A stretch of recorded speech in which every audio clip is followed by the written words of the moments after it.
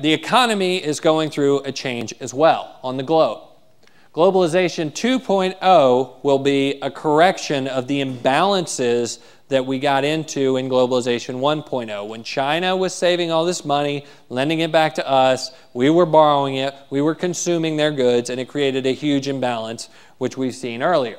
And so that imbalance now has to be corrected. We thought, and we talked about it last year, that we could correct it in an orderly fashion, but unfortunately that was not the case. And so what do we have to do with our economy? Well, here's a breakdown of the way our economy works, and to nobody's surprise, consumers represent about 70% of the economy. Well, we're going to have to do less of that, and we already have, right? So we're correcting the imbalances in a painful way. We also need to import less and export more. And we also need to do more real investment in the economy. And that means manufacturing. Now, I think the dollar's going to have to depreciate for that to be realistic.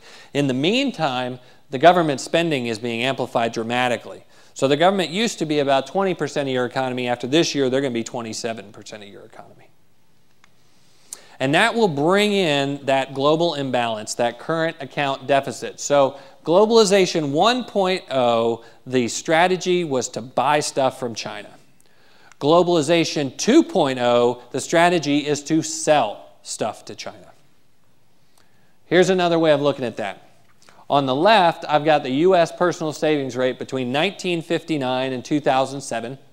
And as you can see, we held pretty steady here until we got into the mid-80s and we got credit cards. And then we took it down to basically a 0% personal savings rate. Now we've gotten very frugal and we have a 3.6% savings rate.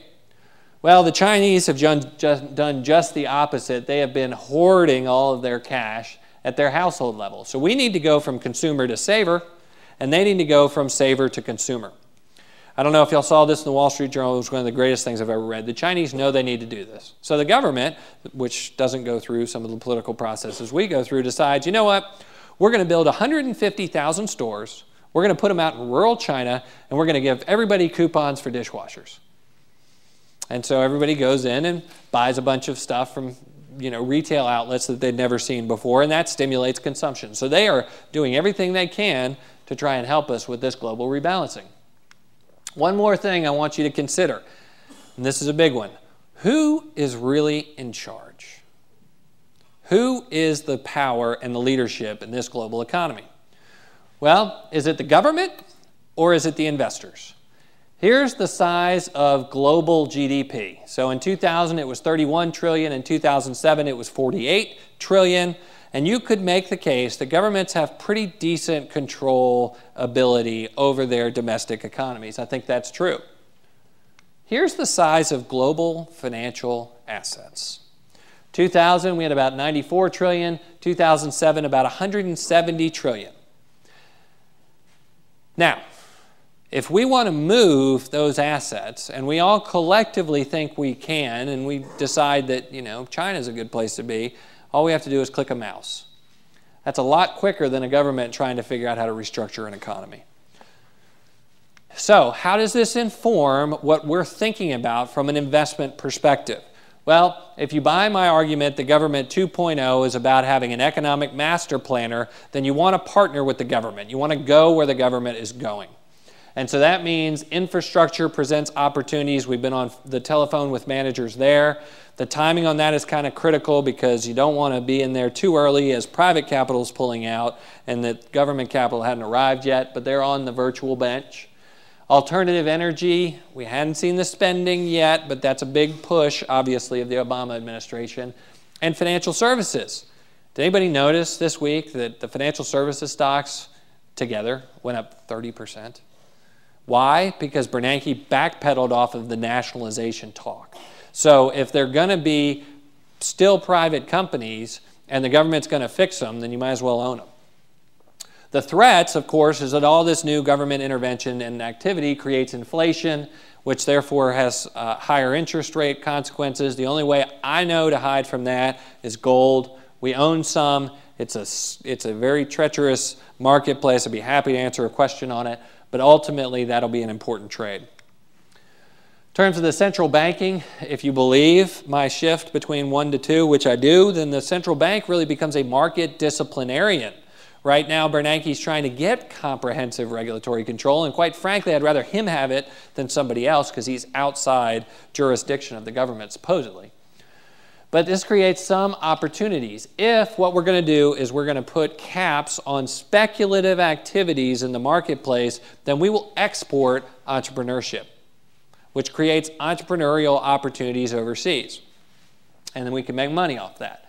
Some of the threats are that there will be market interference. Minsky's idea was you shock, the economy every once in a while just to keep everybody honest. In terms of the global rebalancing, where the opportunities and threats are, obviously the Asian consumer is a big opportunity, and we're looking at that. Also, perhaps a resurgence in U.S. manufacturing, which I don't think can happen until the dollar starts declining again, but that would be a very effective way to rebalance the globe. We start selling stuff to them. In terms of threats, I think the big threat is as the globe rebalances, we lose some of our economic leadership ability. And so that changes things from trade arrangements to currency policies, etc. We're no longer calling the shots. In terms of global leadership, this is a big one, presents great opportunities since we can all point and click and move money anywhere on the planet at any given time. If you can get in front of those bubbles, you can make a lot of money. But if you're behind them, a la oil, remember oil went from 147 to about 30. You didn't want to be on the other side of that trade.